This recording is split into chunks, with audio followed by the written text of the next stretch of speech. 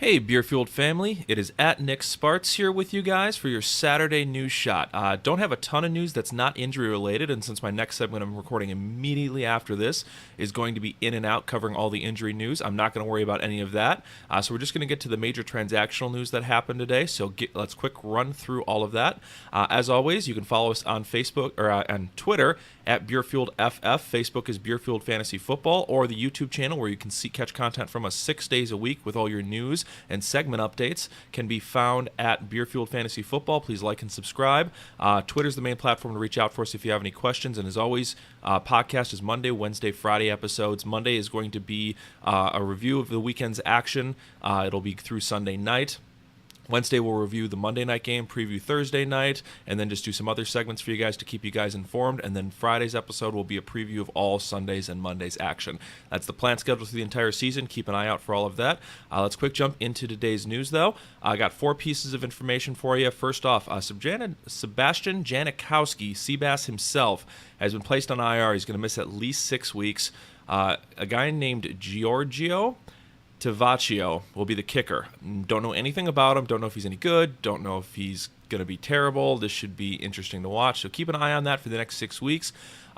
Oakland should have a very, very good offense, so he may be worth a pickup, but I do want to see a game or two of action out of him before I get really excited. On the defensive side of the ball, for the Rams, Aaron Donald reports back to Rams camp. He won't play week 1. It's planned he'll be on a limited rotation on week 2. So probably don't expect a huge bump to the Rams defense, but they're still already playing Scott Tolzien's Colts this week, so I expect the Rams defense will still be very good. They're currently my number 1 ranked defense. Matt Jones was waived by the Colts, so that excitement ended quickly. I was hoping that he might be able to land there. It was a mediocre backfield overall with Mack, Turbin, and Gore in front of him. I thought he might have been able to do something. It just happened this morning. We should find out where he lands if he's picked up off of waivers by the time kickoff happens tomorrow. So keep a very close eye on that. The last piece of news I've got is multiple teams have reached out to the Patriots about Dion Lewis. This is important for 2 things. One, he could land somewhere else and become immediately more valuable. If he ended up in a team that desperately needs a pass-catching complementary back, say the 49ers, where they have 2 bigger backs in Breida and Hyde, or another situation that desperately needs a third down back. That was 49ers because the first one that come to mind to me. He could be a very interesting piece there and suddenly have some own value on his own. Buffalo would be the other situation where there's nothing behind McCoy.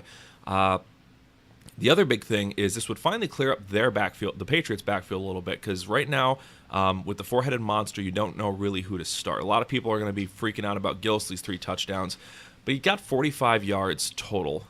He didn't look that great. He got stopped on a couple 4th and 1s. I honestly wasn't that impressed. I thought White looked better of the 4 running backs who got in. Dion Lewis only had 4 snaps.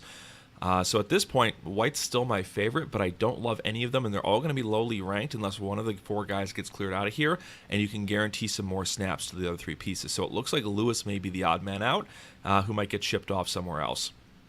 So that's it I have for news. I do just want to kind of talk about what's kind of happened over the last 5 months. Tomorrow is 5 months exactly since we launched the podcast. It'll be Sunday, week 1. We've gone through the Thursday game. I'm sure Hopper freaked out about Kareem Hunt last night, who looked amazing. Tom Brady, who looked really not so good. In fact, it was one of the worst games I've seen Tom Brady play in quite some time. He was just missing people. Chris Hollywood Hogan wasn't that great. So I went through and checked my rankings and where I ranked everybody before heading into the Thursday night game. I don't disagree with any of my rankings in spite of the new evidence, but I will be making some adjustments. Hunt looks like he's probably jumping up to a low-end RB1 rest of season unless something significant changes. Charkandrick West, since they keep cutting Spiller back off the team and then re-adding him back and forth, doesn't appear to have much value. So that means West actually has some value on his own because he should still be getting 30 to 40% of the snaps back there along with Kareem Hunt. I am going to slightly downgrade Patriots defense. They looked quite frankly terrible, especially with Hightower out. Hightower is supposed to be back for week 2, but even when he was in, they didn't look good. So expect teams with good offenses like New Orleans next week to have a really, really good time against that team. The other thing is I'm actually going to slightly downgrade the entire Patriots passing game. I didn't think anybody outside of Brandon Cooks looked that great. Gronk had the one amazing attempt at a touchdown, but he couldn't quite haul it in.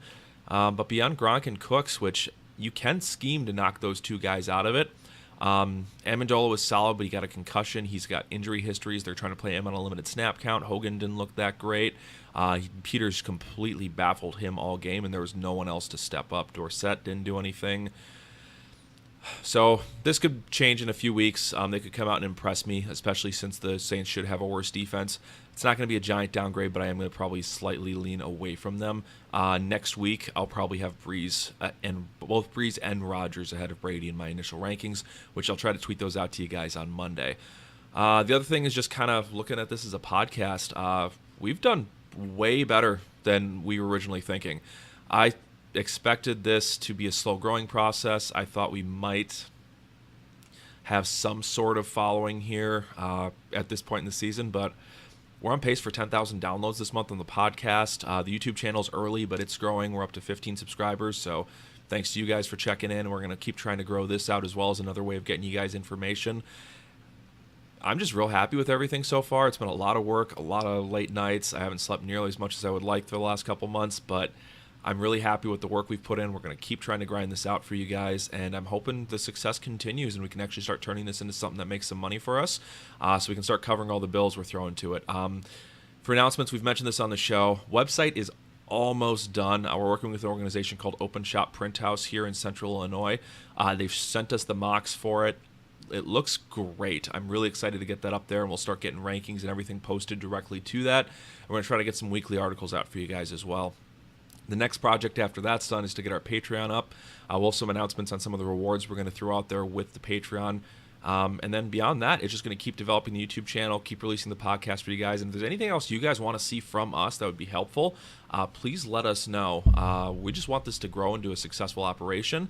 But the best way for us to do that is to be useful for you guys, either to get you the fantasy information you want, give you some fun, just overall have a good time with you. So thank you so much. Cheers to you.